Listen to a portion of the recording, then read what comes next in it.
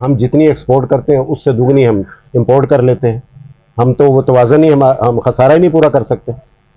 हमें यहाँ सामान तय्यश की ज़रूरत नहीं है।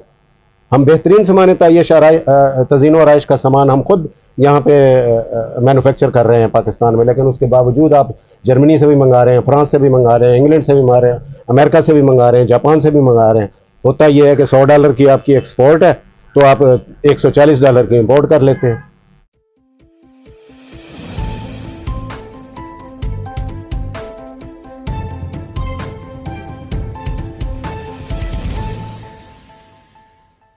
अस्सलाम वालेकुम, मैं हूं अतीक इस्लाम। आज हम गुफ्तगू करेंगे पाकिस्तान की मईशत के ऊपर।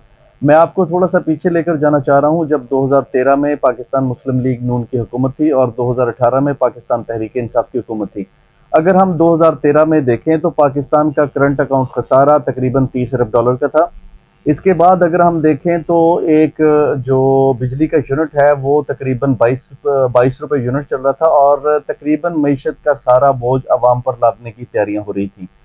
तो उस दौरान में अगर हम देखें तो एक वजीर खजाना इसहाक डार साहब, उसने पाकिस्तान को बहुत ज़्यादा सुहाने ख्वाब तो दिखाए, लेकिन इस 5 साल दौर से नज़र आया कि वो सुहाने ख्वाब जो है हमेशा की तरह जो 70 साल की पाकिस्तान की एक पोजीशन रही है उसी तरह के सुहाने ख्वाब थे जो कि पाकिस्तानियों को दिखाए जा रहे थे। पाकिस्तान को तकरीबन जो है वो 6,000 अरब रुपए से कर्जा जो है वो 8 साल के अंदर 13,000 अरब रुपए पर पहुंचा दिया गया। पोजीशन कुछ इस तरह से हुई कि जब 2008 से लेकर 2013 तक का दौर था, वो था पीपल्स पार्टी का दौर।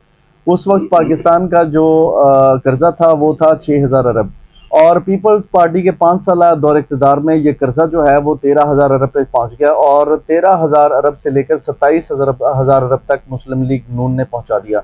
तो ये एक मईशत पर इतना बड़ा बोझ था कि एक आम आदमी की ज़िंदगी उस वक्त तक तो डिस्टर्ब नहीं हुई जब तक ये बैठे हुए थे, लेकिन उनके बाद जो है वो बहुत ज़्यादा डिस्टर्ब होने शुरू हो गई जब ये हमने कर्जा वापस करना था।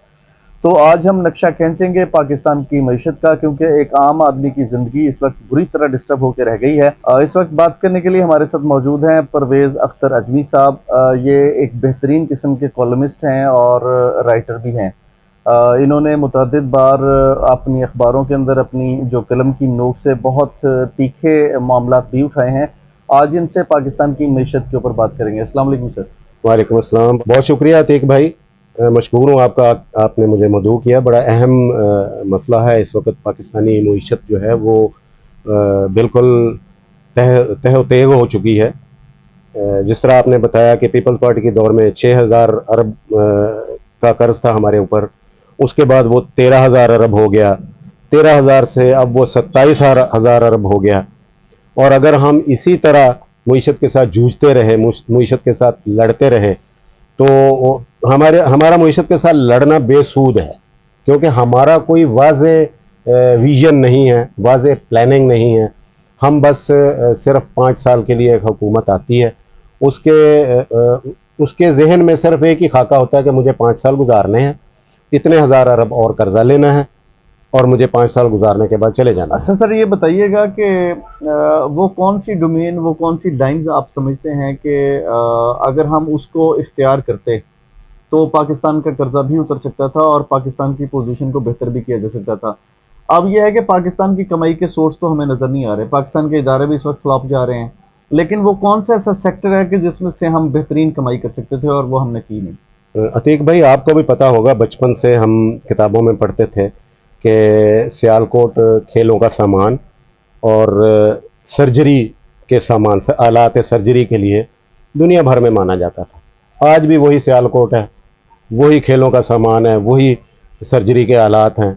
हमने 70-75 सालों में कोई उसमें तरक्की नहीं की कि आपने कोई एक और सियालकोट पैदा कर लिया हो या आपने गुजरावाला को ही सियालकोट की तर्ज पे वो कर दिया हो। हालांकि मैं समझता हूँ, मेरी नज़र में गुजरावाला जो है वो साइंसदानों का शहर है।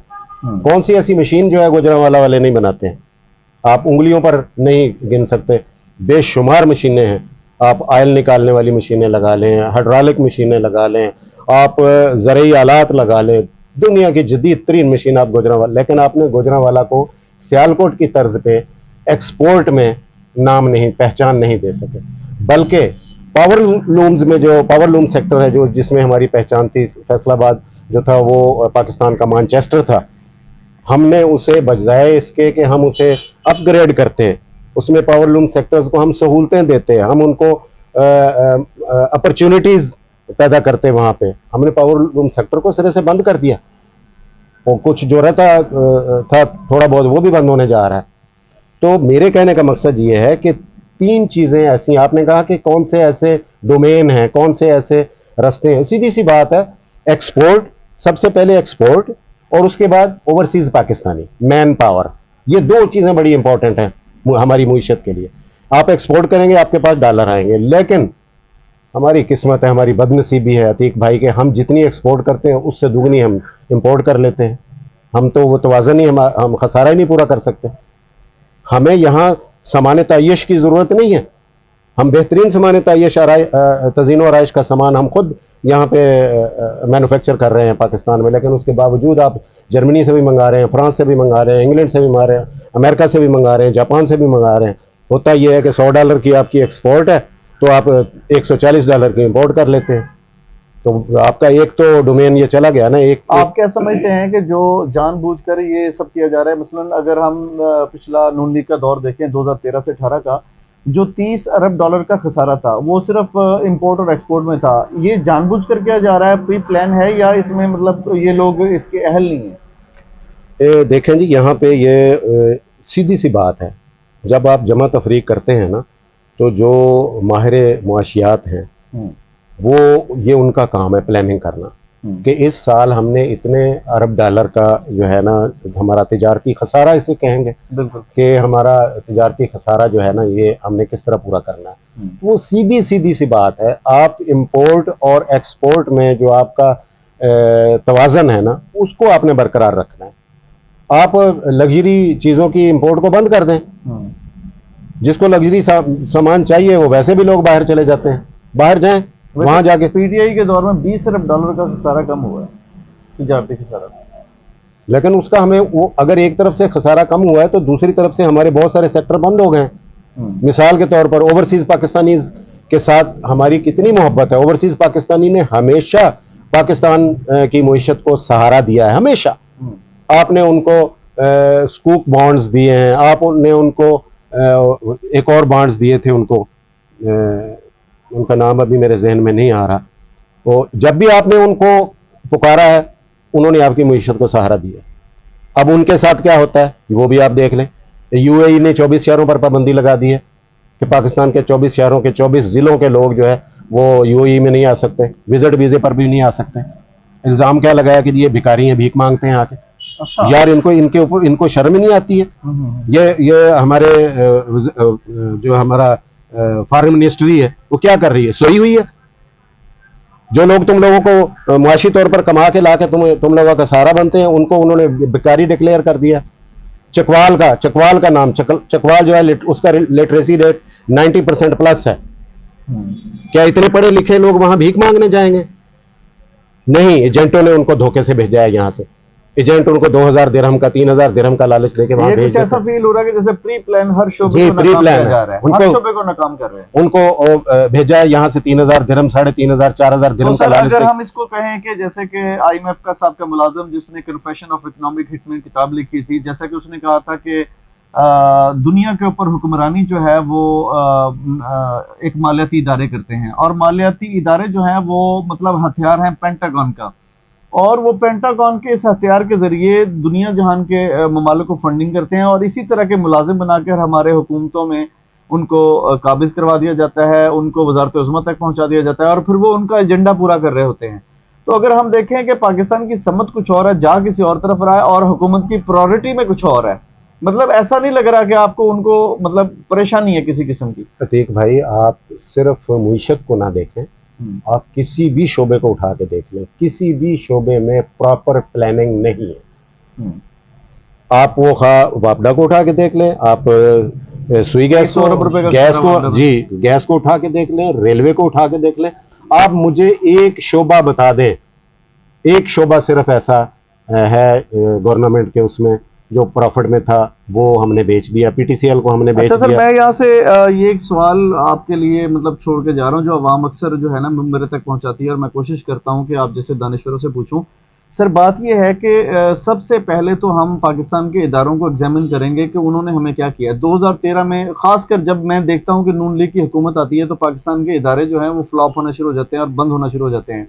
अगर हम देखें तो मुशर्रफ दौर में वापडा का जो कर्जा था वो था 400 अरब रुपए गर्दिशी कर्जा, और नून लीग के दौर तक उसका कर्जा जो है वो 1800 अरब रुपए पे पहुंच गया था। इस वक्त 2300 अरब पे है। और अगर हम देखें तो PIA 500 अरब का कर्जा ही था। इसी तरह पाकिस्तान पोस्ट ऑफिस हो गया, फिर स्टील मिल को ताले लग गए थे। ये सारे जो इदारे हैं खुसूसी तौर पर इनके दौर में आकर फ्लॉप हो जाते हैं, कर्जई हो जाते हैं और कर्जों में इजाफा हो जाता है, और फिर उनको प्राइवेटाइज करने में लगा देते हैं, बेचने में, और अपने ही राइट हैंड के जरिए, जैसे कि अभी आपको पिछले दिनों में सुनने में आ रहा है कि PIA जो है उसका रोज विलेट जो होटल है अमेरिका के अंदर, वो एक पाकिस्तान की प्रॉपर्टी है। $2 अरब का गालबन वो होटल है, और बताया जा रहा है कि चंद मिलियन डॉलर्स में फरोख्त करने पे लगाया हुआ है नून लीग की हुकूमत ने। तो ये इस तरफ धकेल कर पाकिस्तान को क्यों लेके जाए? मैं आपको बता देता हूँ, ये आप इसको इसमें किसी भी हुकूमत को, किसी एक हुकूमत को, नून लीग की हुकूमत को या PTI की हुकूमत को ब्लेम नहीं दे सकते। ये हमारे जो आप कह सकते हैं कि प्लानिंग डिवीजन वाले जो हैं, या जो हमारे, जिसको आप कहते हैं जो अमेरिकन सिस्टम है, अमेरिकन ने थिंक टैंक बनाए हुए हैं जो 100 साला मंसूबे बनाते हैं। हमारे यहाँ 100 साला मंसूबा नहीं बनता, हमारे यहाँ 5 साला मंसूबा बनता है। उसमें आप इंफ्रास्ट्रक्चर लगा रहे हैं तो उन्होंने 5 साल के हवाले से बनाना है, उसको नहीं बनाना कि ये 25 साल चल जाए, 50 साल चल जाए। अच्छा, अभी आपने बोला 400 अरब डॉलर के गर्दिशी कर्जे थे। अब गर्दिशी कर्जे जो है ना क्यों बढ़ते हैं, मैं आपको बताता हूँ। जब कोई भी हुकूमत आती है, नून लीग की आए, PTI की आए, पीपल्स पार्टी की आए, उन्होंने मेगा प्रोजेक्ट्स देने होते हैं लोगों को अट्रैक्ट करने के लिए। मिसाल के तौर पर आपने ये सेहत कार्ड दिया है, सेहत कार्ड जो है गवर्नमेंट के पास तो पैसा ही नहीं है, गवर्नमेंट ने लोन उठा के दिया है स्टेट लाइफ इंश्योरेंस से। स्टेट लाइफ इंश्योरेंस वाहिद इंश्योरेंस कंपनी है, या पाकिस्तान का वो वाहिद इदारा है या कारपोरेशन है जो गर्दिशी कर्जों में सबसे ज्यादा कर्जे पाकिस्तान हुकूमत पाकिस्तान उससे लेती है। ठीक है। अब आपने गर्दिशी कर्जा उससे लेके सेहत कार्ड दे दिया, ये कौम के ऊपर, मीशत के ऊपर बोझ है। उसके बाद आपने कोई भी प्रोजेक्ट देना है, फलां जगह पे जी 500 करोड़ देना है रोड के लिए, फलां जगह पे आपने हॉस्पिटल के लिए देना। ये गर्दिशी कर्जे जब बढ़ते हैं तो इन प्रोजेक्ट्स की वजह से बढ़ते हैं, यानी नोट छाप छाप कर जी जी बिल्कुल, इन वो गर्दिशी कर्जे बढ़ गए। फिर दूसरा मालियाती इदारे जो हैं, आपने बात की मालियाती इदारों की, मालियाती इदारे पूरी दुनिया में कोई भी मुल्क उठा के देख ले, बैंकिंग सेक्टर जो है वो सियासतदान उनके कंट्रोल में है। मालियाती इदारे जो चाहें, जिसको चाहें और जैसे चाहें जो है मूव कराएं, लेफ्ट कराएं, राइट कराएं, उठाएं, बिठाएं। ये पूरी दुनिया में ऐसा होता है। हाँ, उन मालियाती इदारों की फिर सरबराही जो है वो जो बड़े इंटरनेशनल मालियाती इदारे हैं, वर्ल्ड बैंक भी करता है और IMF भी करता है। IMF के या वर्ल्ड बैंक के प्रोग्राम सिर्फ पाकिस्तान में नहीं चल रहे, उनके प्रोग्राम और ममालिक में भी चल रहे हैं, सभी ममालिक में चल रहे हैं। सर, इस वक्त हम जनवरी 2023 में जो है शिफ्ट हो चुके हैं, और क्या नक्शा खींचेंगे पाकिस्तान की मीशत का? इस वक्त करंट कंडीशन क्या है? करंट कंडीशन जो है बिल्कुल पाकिस्तान के पास बस सवाए उम्मीदों के और कुछ भी नहीं है। हाल ही में ये आज की ताज़ा खबर बता रहा हूँ आपको कि वज़ीर ख़जाना साहब उम्मीद से हैं कि चंद दिनों में 3 अरब डॉलर सऊदी अरबिया से आने वाले हैं। लेकिन अब आप सोचें कि एक आदमी जो है वो इस इंतज़ार में है कि 3 अरब डॉलर जो है वो मुफ्त में नहीं आने हैं, वो कर्ज आएगा, वो उसके ऊपर इंटरेस्ट भी होगा, उसके ऊपर उनके मफादात भी होंगे, उनके नहीं होंगे तो किसी और के थ्रू होंगे जिसके रेफरेंस से वो कर्ज आ रहा है। क्योंकि अब डायरेक्टली ना आपको सऊदी अरब देने के लिए तैयार है, ना UAE देने के लिए तैयार है, ना चाइना देने के लिए तैयार है, कोई मुल्क भी आपको। क्यों कि वो कर्ज जो है वो पॉजिटिविटी पे खर्च नहीं हो रहे। आपने कर्ज तो लिया है इंफ्रास्ट्रक्चर के, आपने समझ रही है कि ये करप्ट लोग इस वक्त मुसल्लत हैं, बिल्कुल बिल्कुल, इनको पैसे सभी हुकूमतों में, सभी हुकूमतों में। उन्होंने एक हुकूमत का पाक साहब समझता तो ऑब्वियसली पैसे दे देता। जी जी बिल्कुल, एक हुकूमत का तजर्बा नहीं किया उन्होंने। चाइना साल से आपको कर्ज दे रहा है, उसको कोई पॉजिटिव रिजल्ट नहीं मिला। चाइना का बेहतरीन प्रोजेक्ट CPEC आपने पिछले 5 साल में बैन करके बंद करके रख दिया। अगर यही चलता रहता तो ये 5 साल और नजदीक हो जाता था। हो जाता है। ये इसके ऊपर हमें रेवेन्यू आना है और लाखों करोड़ों डॉलर में रेवेन्यू आना है। तो कम से कम ये 5 साल तो लेट ना होता। आज हम जो है अपनी जो है माल जो है वो ग्वादर तक पहुंचाने के काबिल होते हैं, लेकिन नहीं, उसमें भी हमें डिले किया गया। इसमें भी हिकमत थी। अब वो इंटरनेशनल इदारों की, मालियाती इदारों की हिकमत है या पाकिस्तानी हुकूमत की मिली भगत है, ये तो वो जाने और उनका काम जाने। मैं तो एक सादा सा एक सिंपल शहरी हूं जो सुबह से लेके शाम तक हर चीज पे, साबुन से नहाता हूं तो मैं जीएसटी देता हूं। मैं अगर कोई चीज खरीदता हूं, चाय पीता हूं तो उसके ऊपर जीएसटी देता हूं। इवन मैं ये एक पेन खरीदता हूं तो इसके ऊपर भी, बाल पॉइंट भी खरीदता हूं तो इसके ऊपर भी जीएसटी देता हूं। उस हक से मैं ये सवाल करना चाहता हूं हुकूमत पाकिस्तान से और अरबाब इख्तियार से, जिनका ये है, क्या उनको इस बात का एहसास नहीं है कि गुर्बत की लकीर के नीचे कितने लोग जा चुके हैं, कितने लोग मुतवसत तबके के जो थे वो गुर्बत की लकीर से नीचे चले गए हैं। तो खासकर पीडीएम की हुकूमत को इम्पोर्टेड हुकूमत कहा जा रहा है, और ये इम्पोर्टेड हुकूमत आने से पहले महंगाई की बात कर रही है। अब महंगाई तो सवालिया निशान बन गया, कोई बात करने को तैयार नहीं है। जी बिल्कुल बिल्कुल सवालिया निशान बन गया है। मैं आपसे इत्तेफाक करता हूं। सबसे पहले अच्छा सर, इस वक्त अगर हम करंट कंडीशन का नक्शा खींचे तो पाकिस्तान के खजाने में इस वक्त $5.5 अरब कहते हैं पड़ा है। $3 अरब सऊदी अरब का है, $2 अरब जो है वो चाइना का है। और अगर वो खत्म हो जाता है, उसको हम काउंट ही नहीं करते, जिसको हम खर्च ही नहीं कर सकते, तो चंद करोड़ डॉलर पाकिस्तानी खजाने में पड़े हैं। यानी इंपोर्ट के पैसे ही नहीं है, एलसियां बंद हैं बड़े बड़े। मुझे तो ये लग रहा है कि मार्च के अंदर मुझे लगता है कि शायद घी जो है वो 1000 रुपए के किलो ना चला जाए। मुख्तलिफ मामलात हैं, बहुत खतरनाक सिचुएशन लग रही है। क्या अतीक भाई, आपके बकौल 5 अरब या $5.5 अरब जो पड़े हुए हैं ना, वो आज की खबर नहीं है, वो आज से 1 माह पहले की खबर है। लेकिन वो खर्च नहीं कर सकते हम। वो खर्च नहीं कर सकते, वो आपका फिक्स डिपॉजिट एक किस्म का पड़ा हुआ है। अच्छा, अब मसला ये है कि आपको पता है कि कितने अरसे से एलसी नहीं खुल रही है। कई 100 कंटेनर जो है ना, प्याज, लहसुन, अदरक के जो जरूरियात जिंदगी है, वो खड़े हैं, वो वहां पे खड़े हैं, वो खराब हो रहे हैं।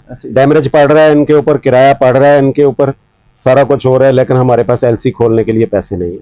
अगर ये जो उम्मीदें आज इन्होंने बांधी हैं कि $3 अरब आ रहा है, $1.5 अरब आ रहा है, ये सब बातें हैं, इनमें कोई सच्चाई वाली बात मुझे नजर नहीं आती। तो आपके कहने का क्या मकसद है सर कि महंगाई में मजीद इजाफा होने जा रहा है? बिल्कुल मजीद इजाफा होगा। लोग तो अभी से जो समझदार आदमी हैं, अब आप यकीन करें कि आज आपने कोई चीज स्टॉक की है 1 करोड़ रुपए की, तो वो ठीक 1 दिन का गैप दे के उससे तीसरे दिन जो है वो 1.25 करोड़ की हो जाएगी। तो इसका मतलब यह है कि मिडिल क्लास तो जाए भाड़ में, पाकिस्तान में जो एक एलीट क्लास है जो स्टॉक कर सकती है, उसकी तो चांदी हो जाएगी, बल्कि सोना हो जाएगा, और इससे भी बढ़कर हीरा हो जाएगा। जी जी बिल्कुल बिल्कुल ऐसा ही है, इसमें कोई शक नहीं है। तो अब इस सिचुएशन से निकलने के लिए इस वक्त आप क्या समझ रहे हैं कि इस वक्त क्या किया जाए तो पाकिस्तान इस सिचुएशन से निकल जाएगा और दुनिया के ऊपर जो है वो एतमाद दुनिया का बहाल हो जाएगा? लॉ एंड ऑर्डर के ऊपर सख्ती से अमल दरामद करना होगा। नंबर 2, हमें ऐसे कवानीन पास करने होंगे चाइना की तरफ पे। अब चाइना में करप्शन पर सजाए मौत है, उन्होंने अपने कई वजीर जो हैं वो फांसी पे चढ़ा दिए हैं। तो सर नैब में कंडीशन क्या है? नैब में तो केसेस माफ हो रहे हैं। मैंने तो बोला है कि आपको ऐसे लाज पास करना होंगे, सख्त लाज पास करना होंगे। ये सियासतदान तो सर करने से रहे, क्या कौन करेगा? तो बस ये सियासतदान ही करेंगे, और किसने करना है? अगर ये नहीं करते तो बस फिर इस मुल्क का अल्लाह हाफ़िज़ है। इसके ऊपर किसी न किसी को हमें इंतजार करना होगा कि कोई मसीहा आए या अल्लाह पाक हमारी हाल के ऊपर रहमत कर ले। तो वैसे ऐसी कोई सूरत हाल मुझे नज़र नहीं आ रही, क्योंकि खुदा ने उस कौम की हालत नहीं बदली, न खुद हो ख्याल जिसको अपनी हालत के बदलने का। सर बातचीत के शुरू में जिस प्राइवेट सेक्टर का आपने गुजरांवाला का और इसके अलावा सियालकोट का एक बहुत ही ज़बरदस्त नुक्ता उठाया था, तो उसमें भी हुकूमत ने कुछ ऐसा स्टेप नहीं लिया कि प्राइवेट सेक्टर को मजबूत किया जाए? सर पिछले 70-72 साल से नहीं लिया है। मैंने तो आपको मिसाल दी कि बचपन में जो किताबों में पढ़ा था वही सियालकोट है, वही सर्जरी के हालात हैं। मैं उसकी छोटी सी मिसाल दे देता हूँ। फुटबॉल बनाता था सियालकोट। सियालकोट के फुटबॉल की सिलाई जो है पूरी दुनिया में सिलाई की वजह से मशहूर था। नन्हे बच्चे 7 साल 8 साल 10 साल 12 साल की उम्र के बच्चे, उनके हाथ उंगलियां छोटी होती हैं, वो बड़ी ही उल्टी सिलाई उसमें करनी पड़ती है, उल्टी सिलाई करके वो उल्टा देते थे। दुनिया भर में फुटबॉल मशहूर था। आप 100 रुपए की चीज वहां पे 5000 में बेच रहे थे। ठीक है, उसके बाद वो आपके ऊपर इल्जाम लग गया कि जी आप चाइल्ड लेबर जो है ना के जुमरे में आते हैं, लिहाजा हमने आपसे फुटबॉल नहीं लेना। आपके अंदर इतनी तौफीक नहीं हुई, मेरी हुकूमत के पास को इतनी तौफीक नहीं हुई कि दुनिया में जदीद तरीन मशीनरी दस्तियाब है, उनके फुटबॉल जो है वो अब प्रेफर किए जा रहे हैं।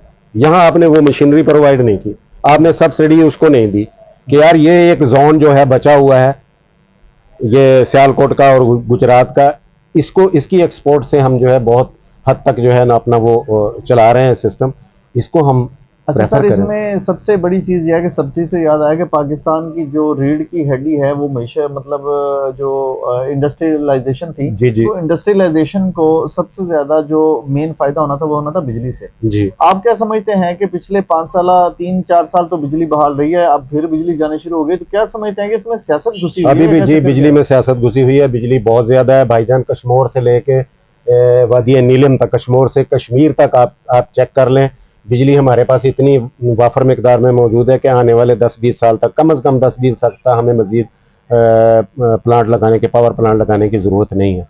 लेकिन हम इसको सियासी इस्तेमाल कर रहे हैं, क्योंकि जब भी किसी सेक्टर को फेल करना हो तो उसके लिए एक दूसरे सेक्टर का इस्तेमाल जो है वो ज़रूरी हो जाता है, या दूसरा एक शोबा जो है इस्तेमाल कर लिया जाता है। अब मैं आपको इसकी छोटी सी मिसाल दे देता हूँ कि हमने बिजली के मामले में हमने बड़ी कौम के साथ बड़ी, मैं उसे कहूँगा कि गद्दारी के ज़ुमरे में आता है, सबको मौका मिला। क्या ऐसी तकलीफ थी आपको काला बाग डैम बन जाता तो? काला बाग डैम बनाने में आपको क्या वो थी? इवन आपको मलक रियाज ने ऑफर कर दिया कि मैं बनाता हूँ। सर एएनपी और पीपल्स पार्टी ने आपको पता है क्या किया था? सर मैं तो वही तो बात मैं कर रहा हूँ कि क्या कबाहत थी, अगर कौम तरक्की कर जाए तो उसमें क्या आपके वो हैं मुजबिरात हैं, या क्या आपके उसमें पसे पर्दा आपके क्या मुफादात हैं? अच्छा सर, मैं आखिर में ये पूछूंगा आपसे कि देखें ये लाइट चलेगी यहाँ पर भी, और जिसकी हम तज़किरा कर रहे थे, ये हमारे जो छोटी सी एक लाइट है वो हमें काम दे रही है।